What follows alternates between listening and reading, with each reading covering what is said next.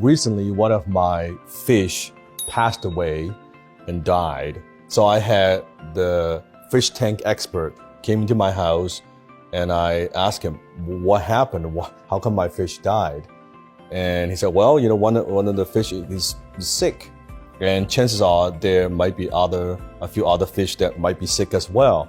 And I was freaking out. I'm like, so what should I do? How do I fix this? How do I treat the fish? Do I give them like some medicine? Do I take them out and inject some needle? I have no idea how this works, right? He said, Dan, if a fish is sick, you don't treat the fish, you treat the water. See, today I want to share a very profound lesson with you. The number one enemy that is holding you back from success, and that is you don't treat the fish, you treat the water. If you want to change, you want to improve your life, the first thing you have to be aware of is your surrounding. Who do you surround yourself with? That's your water. You are the fish. You see, most people, when they attempt to make an improvement, they want to change their lives. They want to increase their income. They want to make more money. They want to be happier. But they want to change all of that without changing their environment. It's virtually impossible. You're setting yourself up for failure because if you want to change, but the environment is toxic, the people you hang around, they're negative. The people around you, they don't believe in you. Or the workplace that you're working at, it's not suitable for your long-term goal. It's not where you want to be. Well, how are you going to get out of that? So the first thing you have to consider is your environment, your surrounding, not just physically, but also mentally, meaning the place you work, your home office, the friends around you, who you spend time with. Now, does that mean, you may be asking me, Dan, does that mean that you asked me to move? What if I'm in a third world country? I do know a lot of my fans, they are from all over the world at this point, that you may be from different countries. So am I asking you to move? Yes, most likely, yes. Oh, but then I can't move. You need to find a way. You need to get out of the environment. If you want to be successful, you first need to put yourself in a position to do so. You want to win. If you want to win a game, first, you need to at least enter the game.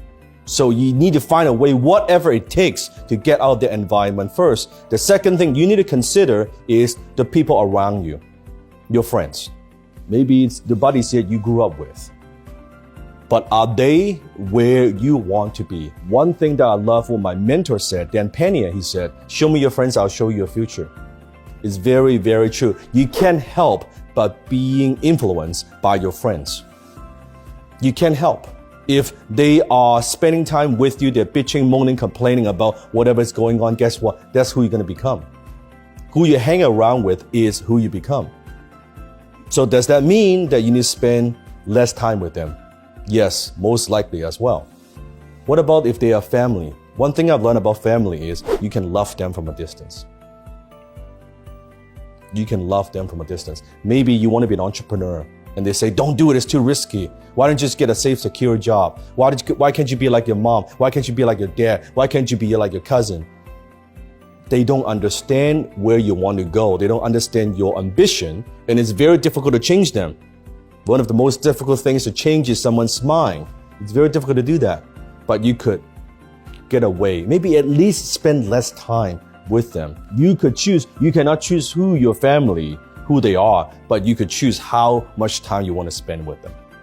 Now, I know this may not sound like politically correct. This may not be a very popular opinion.